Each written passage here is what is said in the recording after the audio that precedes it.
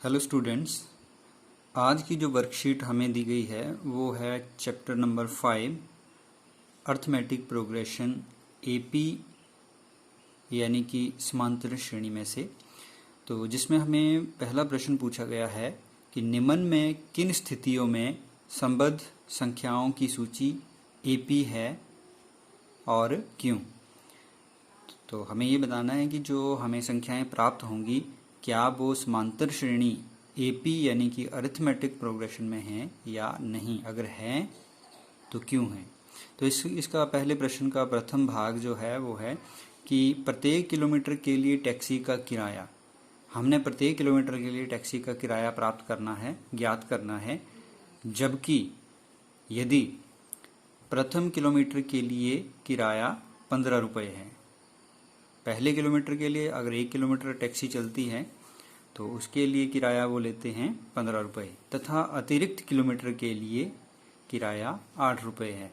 पहले किलोमीटर के लिए 15 रुपये लगेगा और उसके बाद जितने भी किलोमीटर टैक्सी चलेगी उसमें वो है 8 रुपये जो है वो उसमें जुड़ते जाएंगे। तो देखते हैं कि जो प्रथम किलोमीटर का किराया है वहाँ से हम शुरू करते हैं। तो हमें दिया गया है प्रथम किलोमीटर का किराया 15 रुपये है। तो इसको हम जो प्रथम किलोमीटर का किराया है इसको हम प्रथम पद कहेंगे, फर्स्ट टर्म। जो T1 है उसको हम क्या बोलेंगे, प्रथम पद या फर्स्ट टर्म। इसको ए से भी हम लिख देते हैं, या T1 लिख देंगे या फिर ए लिख देंगे प्रथम पद के लिए।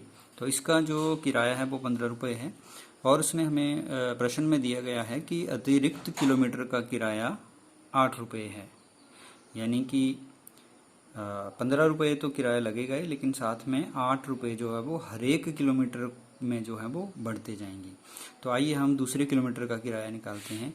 दूसरे किलोमीटर के किराए के लिए हम इसको लिखेंगे T2 लिख देंगे या फिर A2 लिख देंगे। इसको कुछ भी A2 भी लिखा जा सकता है या T2 भी लिखा जा सकता है।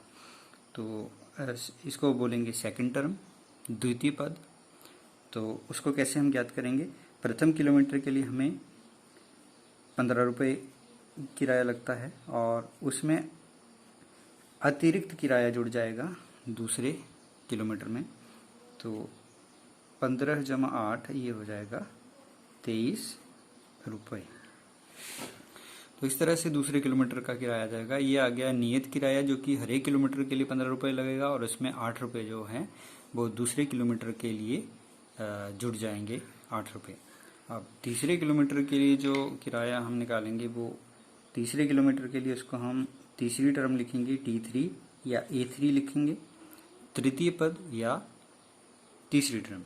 अब तीसरे किलोमीटर में कितना किराया आएगा कि नियत किराया 15 किलोमीटर हो जाएगा और 8 रुपये यहाँ इस किलोमीटर के जुड़ेंगे और 8 रुपये इस किलोमीटर के, यानी कि 16 रुपये इसमें जुड़ जाएंगे। तो हम सीधा कैसे करेंगे, तीसरे किलोमीटर का किराया जो दूसरे किलोमीटर में हमारे 23 रुपये लगते हैं तो उसमें अगले किलोमीटर के हमारे 8 रुपये जुड़ जाएंगे। तो ये हो जाएगा 23 + 8 31 रुपये। इसके बाद चौथे किलोमीटर का किराया जो है वो हम कैसे निकालेंगे, इसको हम लिखेंगे T4 चौथी टर्म, फोर्थ टर्म, चतुर्थ पद। तो इसको हम निकालेंगे, जो तीसरे पद का हमारे पास तीसरे किलोमीटर का किराया है 31 रुपये, उसमें जो है 8 रुपये हम अतिरिक्त, जो उसने अतिरिक्त किलोमीटर का किराया बोला है वो हम जोड़ देंगे 8। तो ये हो जाएगा 39 रुपीज़, 39 रुपये। तो इस तरह से हम अगले नेक्स्ट किलोमीटर का भी निकाल सकते हैं। जैसे 5वें किलोमीटर का निकालना हो तो 39 + 8 आ जाएगा, छठे का निकालना हो तो जो भी आएगा 47 और उसमें +8 होते जाएंगे। तो 8 रुपये हम आगे से आगे जोड़ते जाएंगे। तो अब हम देखते हैं कि क्या ये जो हमें संख्याएं प्राप्त हुई, पहली संख्या जो पहली टर्म है वो 15 है, दूसरी 23 है, तीसरी 31 है, चौथी 39 है। इसी तरह से आगे मिलती जाएंगी प्रत्येक किलोमीटर के लिए। तो देखते हैं क्या ये एपी में है। तो एपी में देखने के लिए, चेक करने के लिए हम क्या करेंगे कि चौथी टर्म में से हम थर्ड को माइनस कर देते हैं, T4 - T3। तो चौथी टर्म में से तीसरी को माइनस किया तो चौथी टर्म का हमारे पास वैल्यू है 39 और थर्ड टर्म की कितनी है 31। तो हमारे पास जो इसका जो अंतर है वो कितना आ रहा है 8। अब ऐसा ही करते हैं T3 में से T2 को माइनस कर देते हैं। तो T3 की वैल्यू है 31 माइनस T2 की वैल्यू है 23। तो इसको भी 31 में से 23 को माइनस करेंगे तो हमारे पास कितना आ जाएगा 8। अब ऐसे ही करते हैं T2 में से T1 को माइनस कर देते हैं। तो T2 हमारे पास 23 है और T1 है 15। तो 23 में से 15 घटाएंगे तो हमारे पास क्या आ रहा है 8। तो हम देखते हैं कि जो अगली टर्म में से पिछली को माइनस कर रहे हैं तो हमारे पास प्रत्येक स्थिति में 8 8 8 यानी एक ही संख्या प्राप्त हो रही है। यदि हमारे पास कोई ऐसा संख्याओं का जो ऐसा समूह हो जिसमें अगली दो संख्याओं का जो क्रमागत संख्या है उनमें जो अंतर 8 मतलब एक जैसा हो तो वो संख्याएं AP में होती हैं। तो हमारे पास जो AP बना है वो है, हम यहाँ लिख देंगे कि 15 प्रथम पद 15 और उसके बाद 23, उसके बाद 31, उसके बाद 39। ये संख्याएं हमें प्राप्त पहले किलोमीटर का, दूसरे किलोमीटर का किराया, तीसरे किलोमीटर का किराया, चौथे किलोमीटर का किराया, इस तरह से आगे किराया मिलता जाएगा। तो यहाँ हम लिखेंगे 15, 23, 31, 39 संख्याएं अर्थमेटिक प्रोग्रेशन में हैं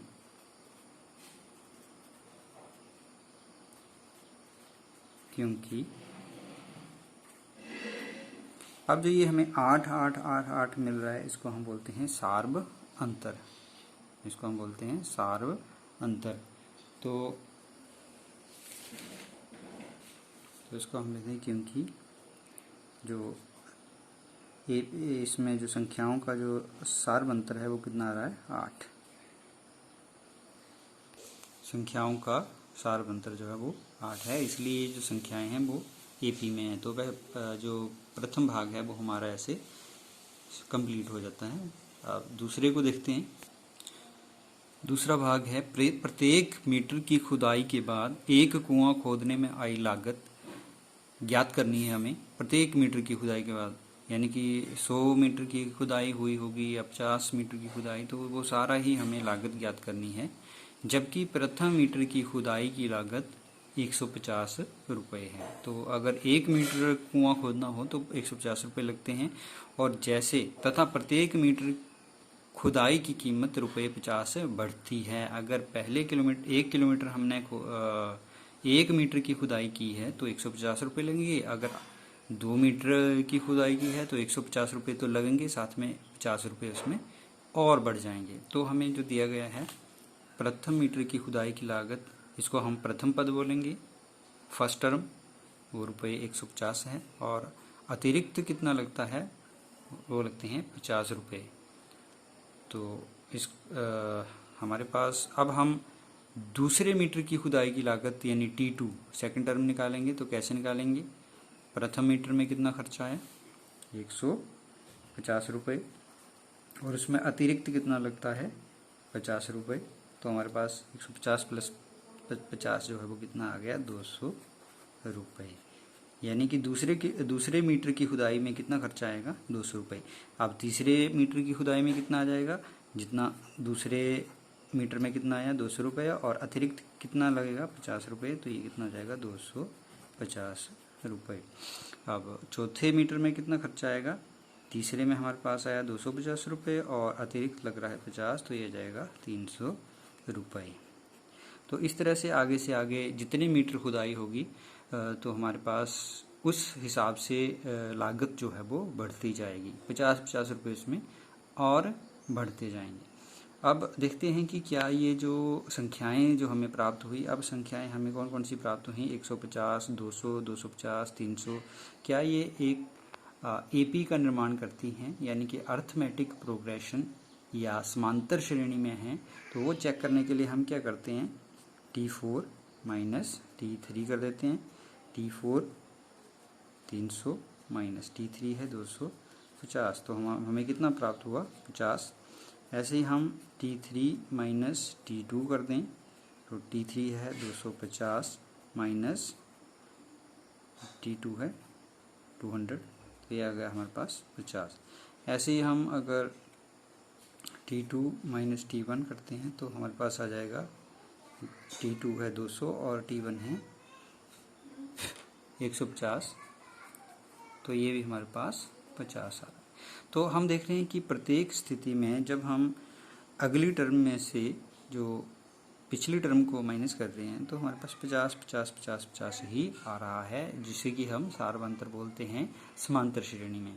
तो इस तरह से हम देखते हैं कि ये जो दी गई संख्याएं हैं 150 जो हमने ज्ञात की 150, उसके बाद 200, 250, 300, फिर 350 आएगा, 400 आएगा, ये जो सारी संख्याएं हैं हमारे पास, ये एक समांतर श्रेणी का निर्माण करती हैं। तो हम लिख देंगे कि 150, 150, 200, 250, 300 और 100 ऑन, यानी कि आगे और भी संख्या में मिलेंगी एपी में हैं।